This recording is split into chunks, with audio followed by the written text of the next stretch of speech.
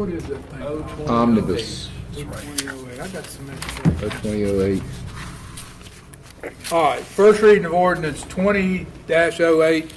It's amending and reenacting certain sections of Code of the City of Covington. Move for approval on first reading. Second.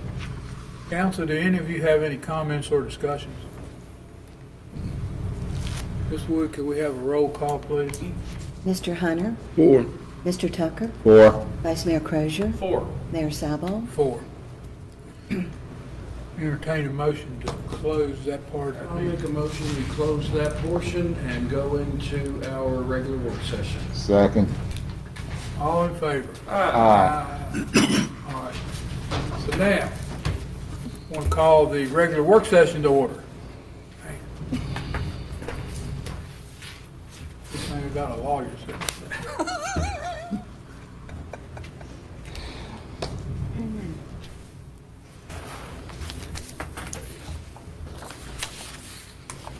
So the items we have on the agenda tonight,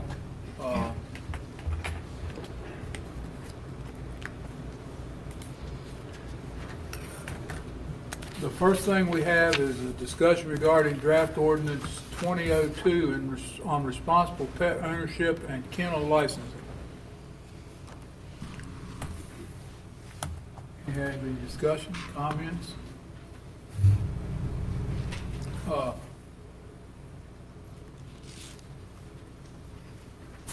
you all like a synopsis from Lieutenant Roldan on sort of the efforts to incorporate council's feedback and suggestions with the trap and release program effort as well as the kenneling?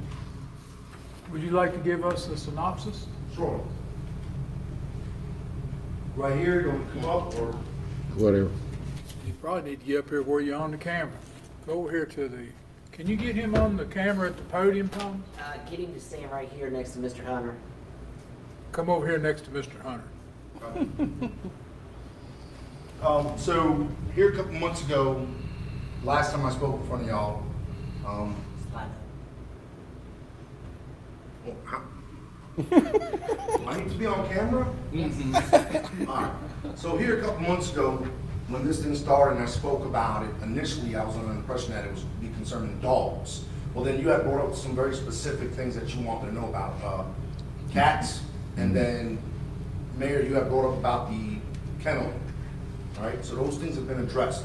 The ordinance is still a work in progress, but what we've done is, as far as the kenneling, we've got something outlined where now, depending on how many dogs you have and what you're looking to do with them, you can implement that kennel fee.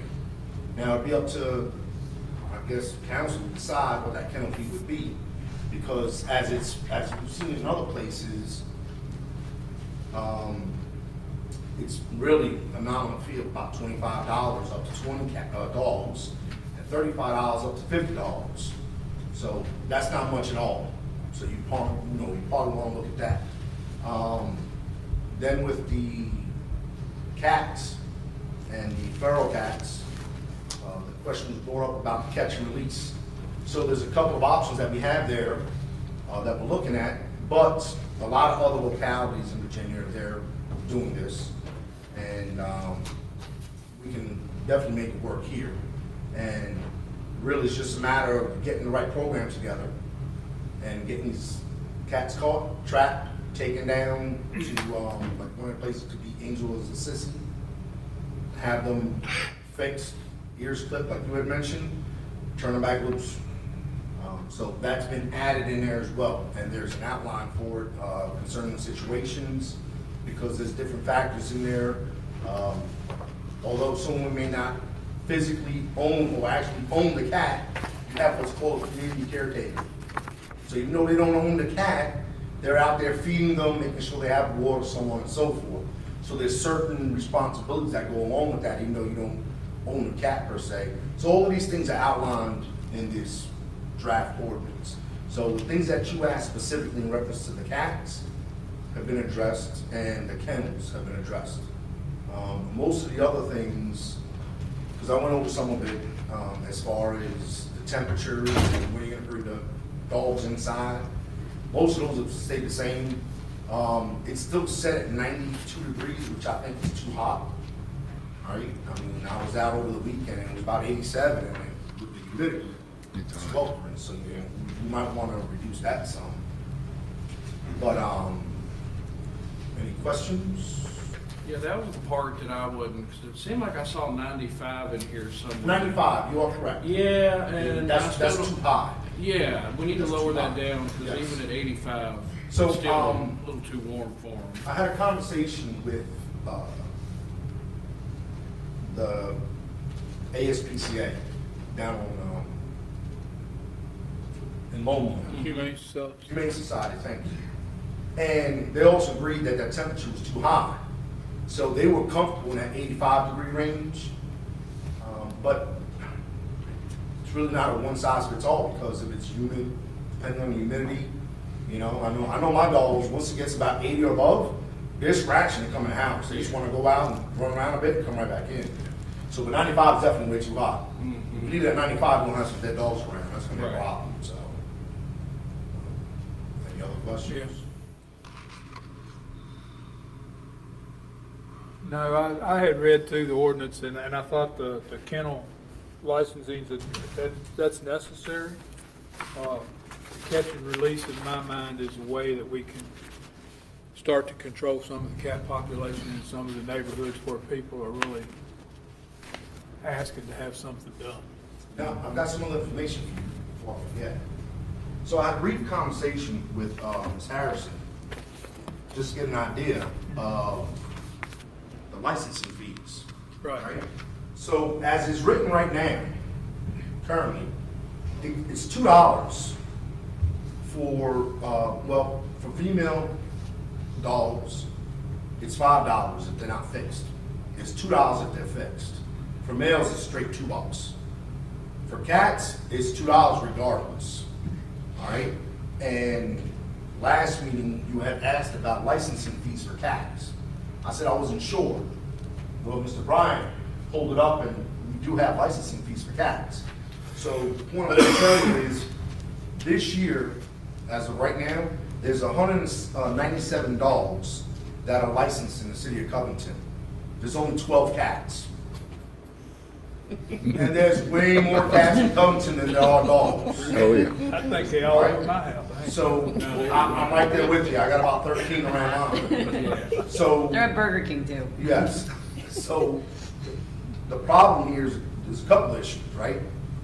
One with the kennel, you have to make, in my opinion, is you have to make that licensing fee enough to really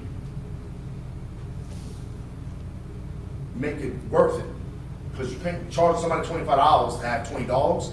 If you got 20 dogs, you can afford a whole lot more than $25. Well, the thing with Perhaps kennels, per animal. the things with kennels though, then you've got a process where you can go and check on them.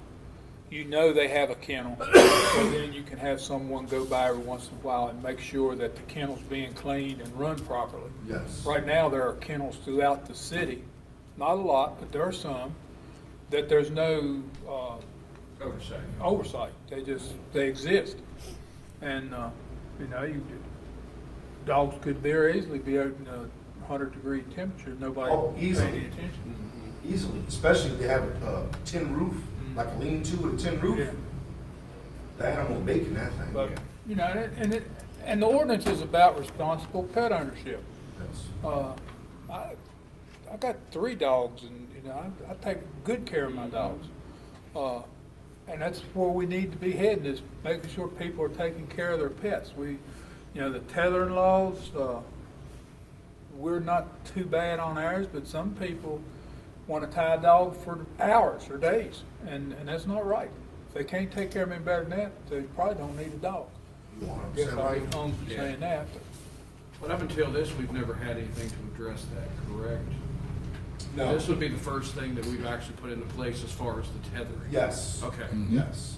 And then to go one step further, it even outlines the types of apparatus you need to use to tether the animal. No chain. You know, yes, you can't put like a choke collar on a dog on a 6-foot lead, so when that dog takes off, it, you know, it pinches them.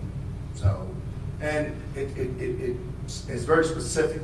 Like, for example, the if it's chained up in the yard, if the dog's chained up in the yard, the tether has to be 3 times the length of the animal. So it gives them enough room to run around. Right. And then it shows the exception to that 3 times the length of the animal is if it's on a leash with a person, the person's holding them. But outside of that, and it also describes it can't be a wire, if I remember correctly, because the wire can wind up hurting the animal. Right. So it kind of outlines not only the length, but the type of chain or cable or leash, what you can and cannot use. So yeah, I mean, also just so you know, when I showed this to the Humane Society, and I spoke about Melissa, Missy, thank you, sorry. Director, yeah. Yes, Missy. When I spoke with Missy, I had provided her with a copy of this and had her read over it to get some feedback. And she was quite happy with it as a whole. She had a couple of recommendations which I implemented.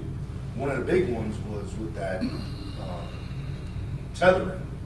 She wanted to see, make sure that it was done in the proper way, where you didn't have animals jumping over fences and getting hung up, because I mean, we answer those kind of calls fairly often. Yeah. Show up and there's a dog on the other side of the fence, and now we gotta work to get them back over. So overall, the Humane Society was very happy with what we showed them to start with. It's worked for them, and then we incorporated your suggestions, and it's still a work in progress, but we're getting a lot closer to where we need to be. Now it's just a lot of it's logistics, getting squared away with. The only thing I've got that, everything else looked good to me except for that upper temperature threshold. Yes. I'd like to see that at 80. Good enough? I mean, personally, I think 80, anything above 80 is too hot for a dog to be out that long. That's easy, but I mean, that's up to you guys. Other than that, I thought everything was very acceptable. I had no problem with anything else on here except for that. Good. That's a couple of keystrokes, Yeah. problem fixed. So, But that's just my take, though. Yeah, I'm not sure about 80, but I don't, 90's too much. Yeah, I'd be good with 85. I just think I'll bet you. And went on the low end with the cold temperatures. Was everyone okay with that? 30, What was below it? 32. 32. That's freezing. I mean, that's pretty chilly because the only reason I say that is because we often have high winds here. So, you know, even if you get to about, 38 degrees and it's windy, it can, I'm just throwing Chill out a factor. figure. That wind chill can easily be, 30 degrees. So what about 40 and 85? I don't know. If you got a dog that is in a dog box with hay, they can, freezing is not, 32 is not that big a deal. You gotta wait to get out of the weather. Well, unfortunately, though, how are we going to keep up? That would be the only thing I know, one in particular, that There's a lot he's of- out there all the time now. He doesn't have shade. He doesn't have anything for the cold. Doesn't that's have the also, water. what the mayor just mentioned, that's also specifically, if I'm remembering correctly, it's specifically worded in the ordinance that even though there's an outdoor shelter that may have hay, it's still not sufficient when it gets a certain temperature. But I agree, because my dogs, they love being outside when it's cold, especially when it's snowing around, Mm-hmm. and they don't want to come in. I have to drag them inside. They just love the snow for whatever reason. So, I think it's up to you guys. 40 is still a bit warm. Now, the exception of the wind. Yeah, I mean, do Is we want to absolutely, say but again, that's not a 35? one size fits all. If it's windy, that's a common sense factor. Common sense is not so common. We know this. But that 35 range. But again, up to y'all. There's a couple keystrokes in there in that long space. I'm good with either one on the low. The high temperature was what bothered me worse than the cold. 95 is way too hot. Yeah. Having dogs myself, don't mind the cold nearly as much as they get affected. Like you say, they're ready to come in about 5 minutes after. Yep. My dogs are the same way. Every Yeah. couple minutes, they want inside with the heat, but in the cold, they don't mind. Yeah. Any other questions?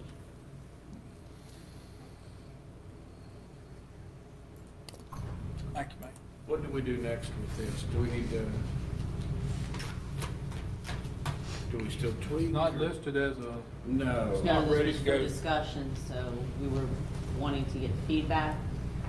So what we could do now is go back and finalize that and then bring it back next meeting. I do have a question, because I have been working with the animal chapter as well. I guess the question is, do you want to try and incorporate what they've put together into the overall animal chapter revisions, do it in one fell swoop?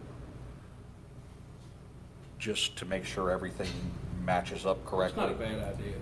I mean, I've got no problem incorporating what they have suggested to put together with your comments and just pull it all together, and then we can do a public hearing, first reading at your next work session. Yeah, that's not a bad idea to And then go do it from all there. at one time. Okay, That's fine. that's fine. Y'all good with that? I can do that. So the next item we have tonight is a discussion regarding an update to the city's grievance procedure. So I'll tee this up. As council knows, Mr. Bryant and I have been trying to work through some HR housekeeping in the city with regards to personnel policies, job descriptions, recruitment processes, some standardized stuff that we're just working to have some consistency and updating on. And one of the things that we asked was that Mr. Popovich, based on some guidelines that are already existing in the personnel policies, assist and sort of lead the effort with trying to update the city's grievance procedure with much more commonly used practices, because we've had some issues with, at times, the grievance procedure being misinterpreted with employees or folks just not understanding how the process works.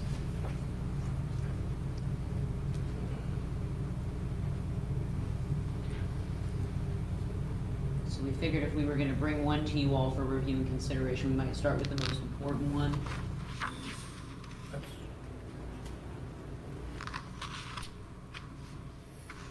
Any discussion? Count? It's good.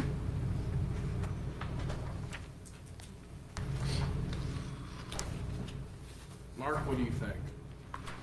I certainly took a look at what was presented by staff, and I'm comfortable with what was presented. I made some minor revisions myself just to try and make it as clear as possible, because obviously this is, when you get to the grievance procedure and the process, it makes things a lot easier if everybody understands the rules on how this process works. And it reduces any further animosity that may already be in the works. I mean, there's no way around it, but at least if you try and spell out the rules in as clear and succinct a way as you can, then there isn't any question about how, step 1, step 2, step 3, how you go through the process. So hopefully, the revisions that have been made make some sense. There were some changes that I had suggested relative to timeframes. For whatever reason, some of your step requirements allowed for 7 days. I suggested moving it to 5 days, because the sooner you get things taken care of, the better off everybody is. Because if you let it drag on, it just creates more problems than it's worth. But otherwise, I've taken a look at it, and I'm comfortable with it as it's presented. More questions? Discussion? Next item today is regarding resolution 2020 affirming the city of Covington's ban the box policy. Crystal, would you like to talk about that a little bit? Well, I think you can as well, because you were in the discussion where that came up. Go ahead. Well, there's been ongoing discussions here within the city of ways that we can work to proactively foster more equal opportunity for all within the city.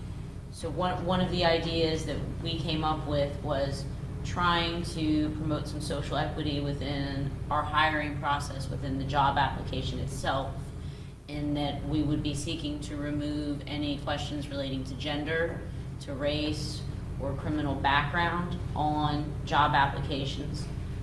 that criminal background would only come into play as a question if someone was a finalist for a position. So trying to eliminate barriers to employment and allowing folks to be considered on the merits of what they put on the paper for their experience and their references.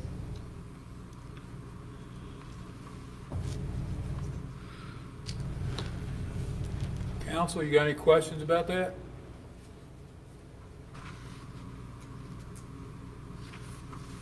I don't. Now, when will we see that resolution? You should have it. You should have I it. mean, we got to Here. vote on it tonight. No, we have to put it on the agenda. This for would next be for your agenda for next week. Okay. And what about your grievance policy? Did you wish to act upon it next week as well?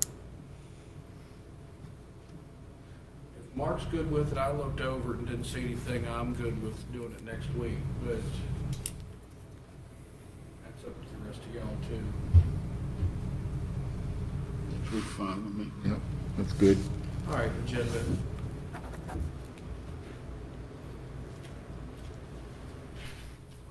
So then, consideration of an appropriation resolution 2021 regarding the DHCD grant in the amount of $2,000 for virtual training, building and grounds department. Now, before we go on, are we putting both the ban in the box and the grievance on next week's agenda?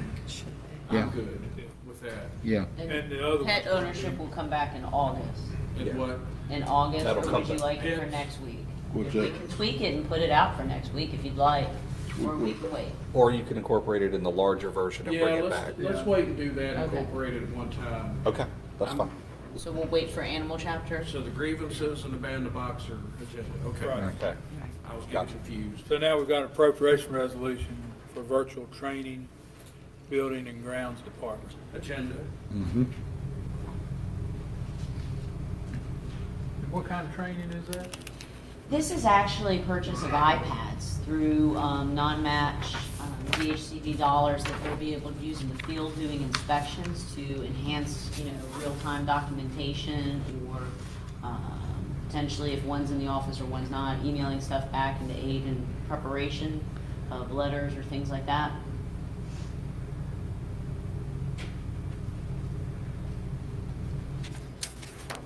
Okay. So that's on the agenda. Yes, Yeah. Appropriation resolution 2022 regarding carryover funds. agenda. What was that again? Carryover. Carry over. Was that from the last budget? Yeah. Yes. Okay. Yeah, I remember seeing that. Yeah, I'm good with that agenda.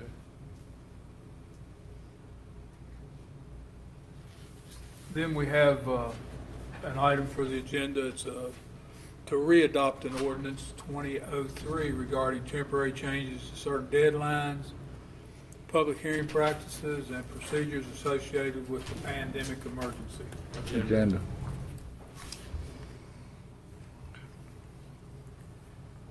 Then we have, again, the second reading of ordinance 20-08 for the ordinance amending and reenacting certain sections of the code of the city of Covington. Agenda. Mm-hmm.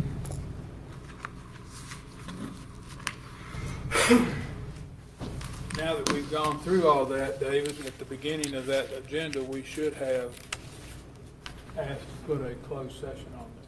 We can still do that though on work session, can't we? Yes, you can, sir. Okay. What's the code? Would you like me to suggest what the motion should sound like? That'd be a great idea. Okay. Appreciate that. That there to be a motion to move to closed session pursuant to section 2.23711A of the Code of Virginia to move to closed session for the limited purpose of discussing personnel matters related to the resignation of specific public officers pursuant to subsection 1. So moved. Second. All in favor? You want to email me that? You didn't get that down, I Gail? didn't get that down. See, that's why I need to argue, Gail. This. So council, is there any other new business? I don't have any. Alan? I don't have any. Raymond, you good? Yeah, I have my questions. Would you all like an update on the emergency road work, or Yes. Okay. As you all know, we've had some significant road destabilizations from slope failures along Ashland and Carpenter. There's a semi-significant one starting on Mallow, and then Edgemont has a less severe one as well. We received proposals from the emergency contractor that the Department of Transportation uses, and to date, the big ticket item for Carpenter and Ashland, if we were to use domestic materials just for the soil stabilization, is $1,003,416. If we use non-domestic materials, that is $9,222. Sorry, I wrote that down wrong. But there's about a $300,000 difference in the domestic, non-domestic, so it's a little over $1 million. For Mallow, the pricing, and I'll just go with the lower one, non-domestic, it was $76,000, and for Edgemont, it was $61,000. Now that does not include sort of what we have to do as far as excavation, backfilling, the compaction, and any pavement restoration with Ashland and Carpenter. Mallow and Edgemont will not require extensive roadway work. It really will just be the slope stabilization aspect. We've reached out and we've gotten, out of 8 folks that we sent for emergency bids to, we got 2 back. One was local and was very high, one was from Wytheville, and seemed to be reasonably priced to do some of the work that we would be responsible for. It does appear that the contractor would be able to, with the slope stabilization, it's specialized work, be able to start and mobilize between the 15th and the 17th. The work could take anywhere between 7 and 11 weeks. That would be dependent on if we were willing to pay for 2 crews or we want 1 crew. 1 crew would be 11 weeks just for Ashland and Carpenter. We spoke with our municipal advisors yesterday, Davenport and Associates, Mr. Bryan and myself, to discuss strategies for payments. It is not advised at this time that we would use our fund balance, given uncertainty that may unfold during this fiscal year, and the fact that we've done a really good job at working to build and maintain a healthy reserve. A line of credit was what was recommended at that time. By the end of this week, we will have some information, hopefully a formal memo, to then share with you all at the formal council meeting on Tuesday. From them with some generalized recommendations. Basically with the line of credit, I'll let Mr. Bryant kind of go over the rationale and why that is a positive option at this time versus just going to borrow from the get-go. With the line of credit, it provides the opportunity to first and foremost buy some time. In buying that time, it gives us the opportunity to search out funding sources, i.e. in the grant arena or through the Department of Emergency Management that may assist in paying for this. So therefore we wouldn't be locked in anything. It also gives us time to plan for a necessary action down the road, build into budgets to deal with repayment if necessary. And it also, as Crystal mentioned, the most important thing about all of that is protects our fund balance, and it doesn't lock us in to anything at the current time. And with the line of credit, the costs related to it, even if we utilize all of the money that we ask for, would be minimal related to the cost of using the money for that short period of time.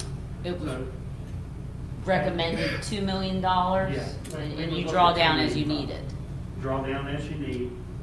So that right there is a good avenue.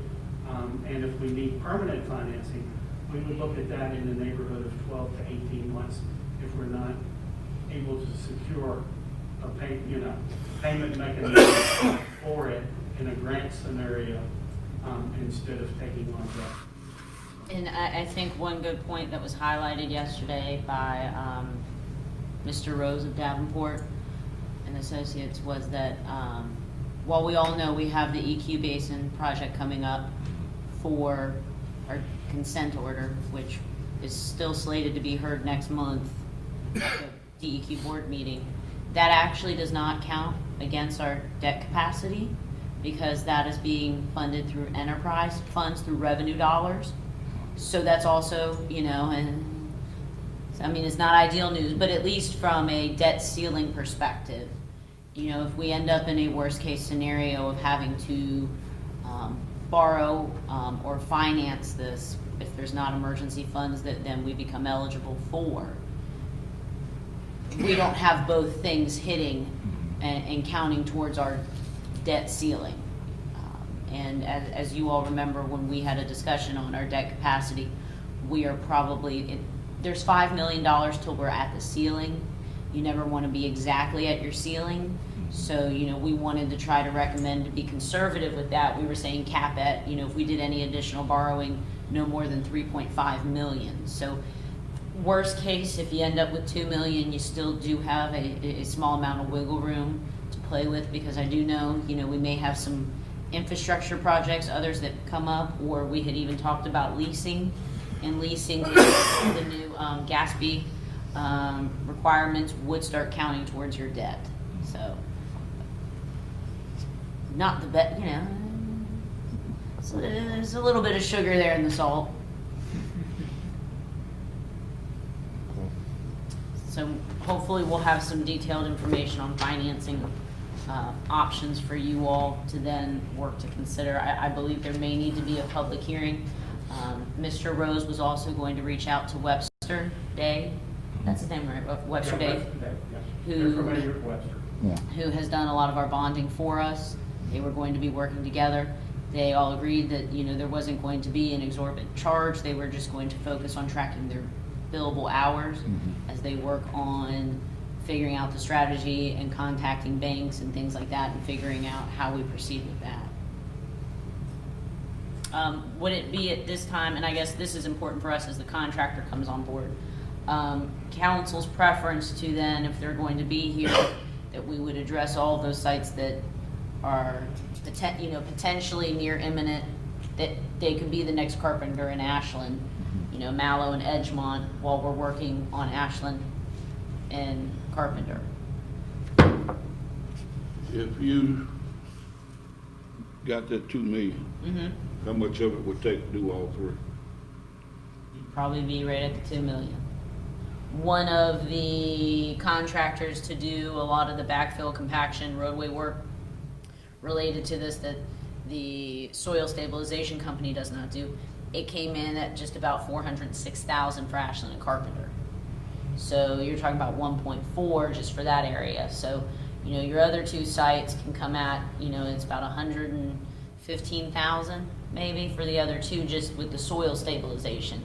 There may be some minimal, if any, roadway work that might have to occur. Potentially if we were going to repave, let's just say the area on Edgemont that gets fixed, or Mallow, that wouldn't be needed imminently. We could work to program that into next year's budget and potentially say we've got to bump some of the paving streets or other things. So you do have a little bit of breathing room on that. But it was recommended just because they could become significant issues. Mallow it's a ticking kind of time bomb with that one. A couple more good heavy hard rains with the way it's starting to have a crescent shape is showing how the slope underneath is falling out.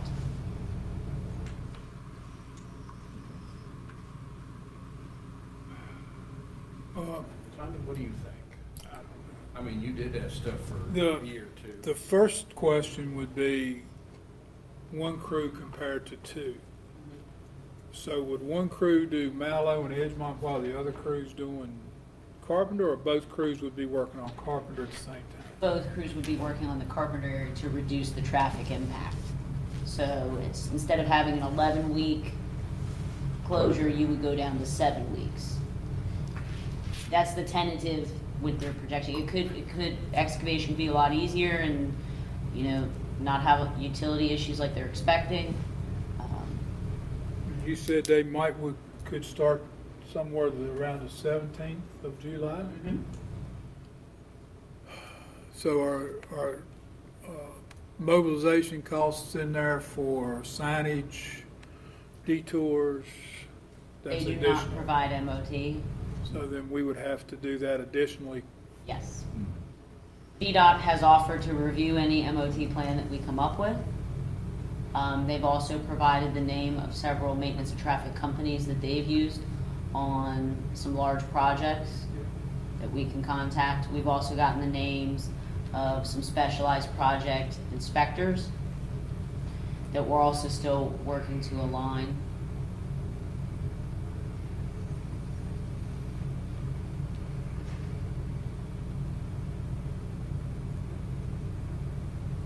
I will say that VDOT did accept our contract modification that Mr. Popovich prepared. So they are okay with everything. The company that would be doing the soil stabilization, they were fine with our modification language and tagging onto the state contract. So the state executed. It's not really something that we execute and sign, correct, Mark? They gave us the approval to just go ahead and use, which is good. So at least we get state pricing, right? Yeah.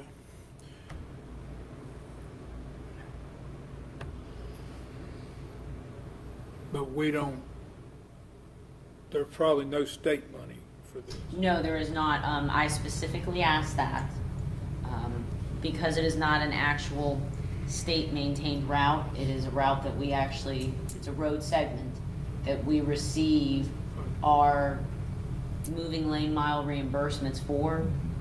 That's what that would be. I guess another mini drop of sugar back into the salt would be that we will be receiving the reimbursement for the 6.42 lane miles.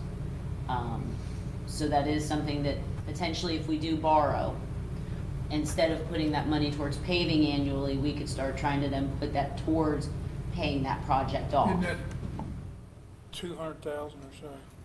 I had thought it was 200,000, Mr. Bryant.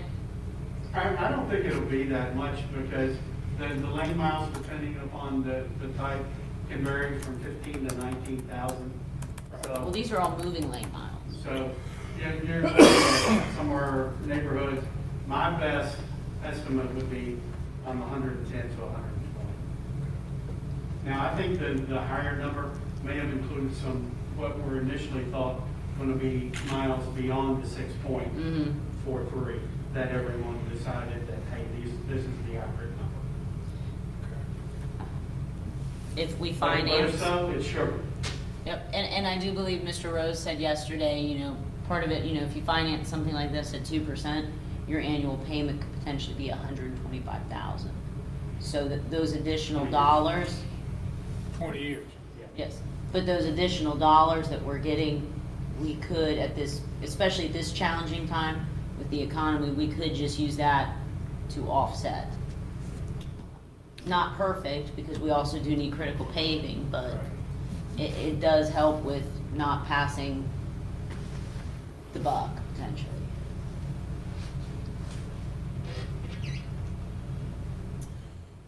I would like to know how much it would cost for just the Ashland portion of the project. Okay. I can break that out. It's here in the chart. I just did not. That's fine. Are you saying Ashland Carpenter or just Ashland? Just Ashland. Okay. I know it's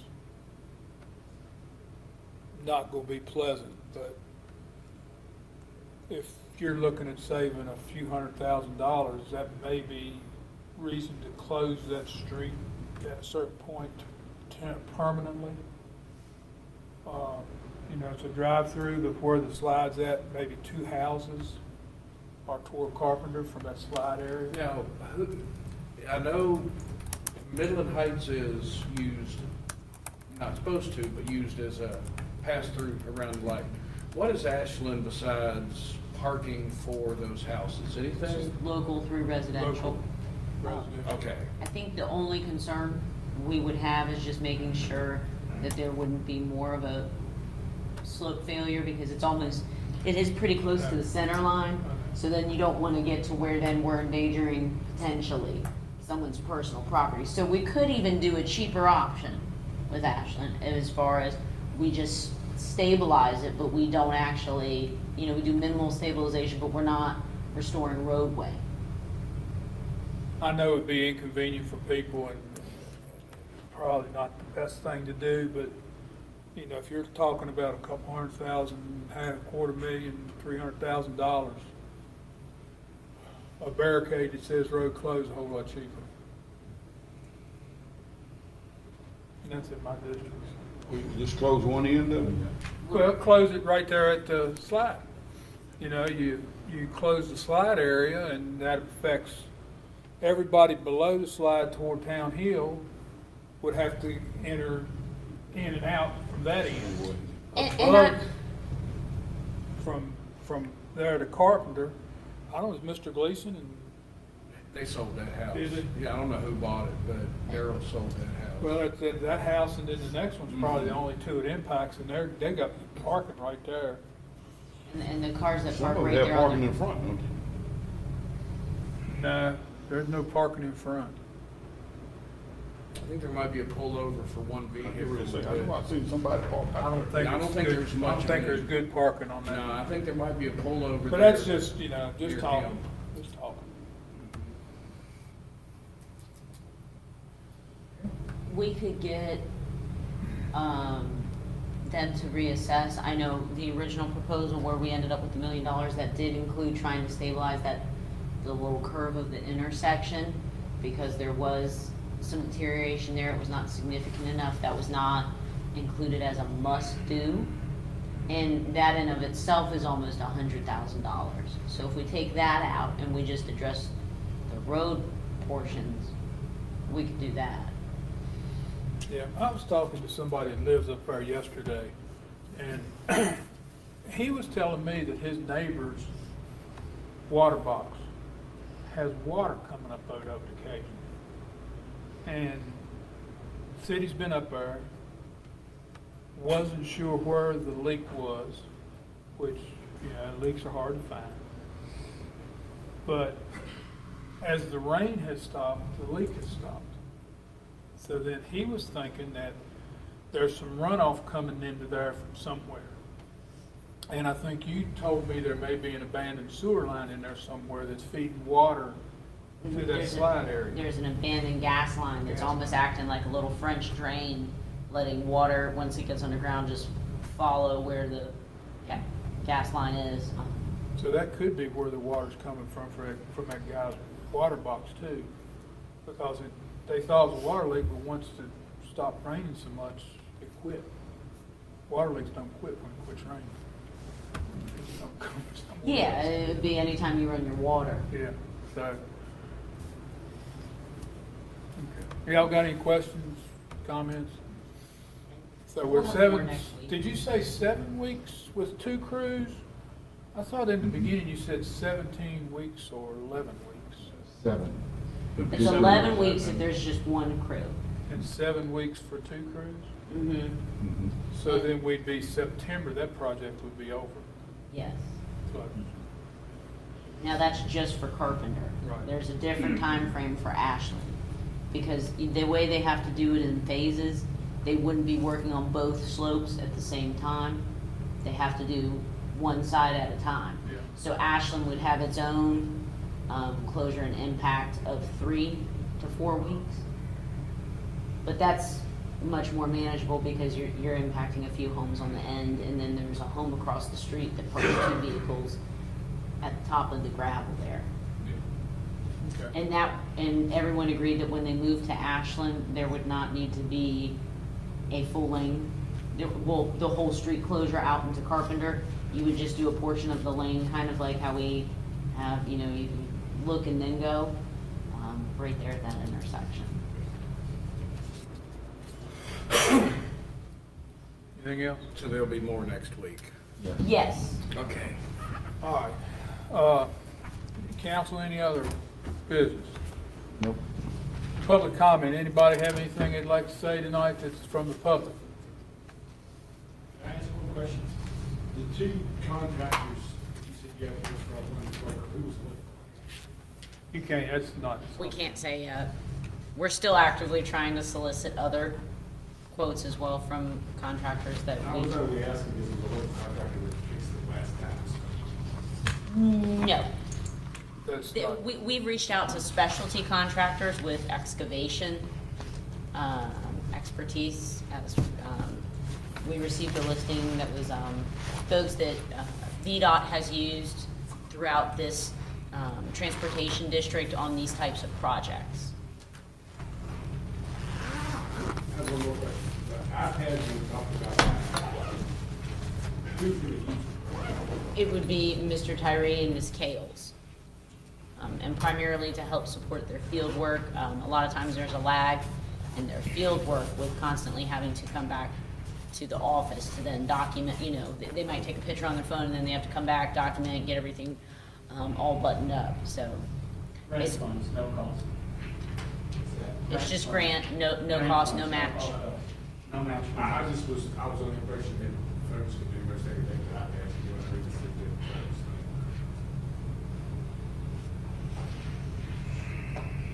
It's a whole lot easier working on a tablet than it is a telephone. You know, you're trying to get work done, you want to be as efficient as you can. So. Fred, did you have something? Yeah, on your animal ordinances, with the limitations y'all discussed, some people keep their animals outside. This is just something maybe y'all can toss around.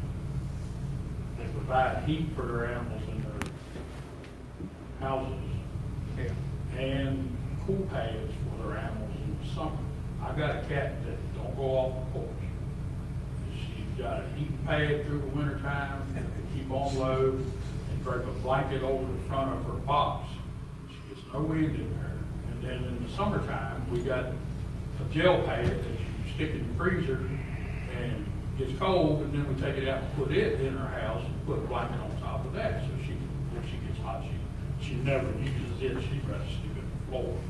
But anyway, is that something that maybe, you know, with the temperature extremes, if somebody if they can show proof that they're providing heat in the wintertime and coolness in the summertime, that can be put in there? Yeah, well, the main intent was to allow for enforcement for those that aren't engaging in the responsible management of the pets. So, and I think our animal control officers have done a good job, but there are oftentimes that they're met with situations where their hands are bound and they really can't do something if an animal they know is left out and not cared for. So I don't think in any way that our officers would target those types of situations because, you know, you can tell when an animal's cared for versus not cared for. So it would be more like a discretionary thing for the Yeah, officer. it's one of those things, you know, I've been Somebody riding past calls the up house and every week and that dog's been out in the Yeah. sub-zero temperatures or, Right, you know, right. 95-degree heat and there's no shade, there's no this, there's no that. I mean, I think it's more That's so, fine. that was our original intent too. I think when we started discussing it was just being a little more clear cut of what not responsible ownership would Right. be. At one time, I was catching feral cats and taking them to the lawnmower to go run over and be brought back. I was starting to lose, I was doing that myself. And I was like, wow, you know, I can't, it's a noble idea, but I just can't afford to do that on my own. So, you know, I give y'all props for wanting to go with. And we're gonna have to set some kind of a budget. You know, we can't do every cat in Covington at one time. We're gonna have to, you know, target 20, 40 cats a month or something like that, depending on what kind of contract we can get with a vet. Right, well, I think Angels and CC's comes to Lowmore like once a month, loads them up, takes them over there, takes care of them, brings them back, and then they're good to go. But, you know, if you say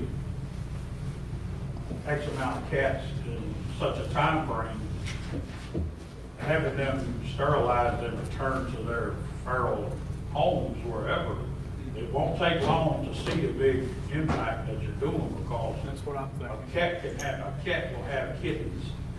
She's capable of having kittens every 10 to 12 weeks. As soon as her litter is weaned out on their own, she goes back in the heat and she can breed again.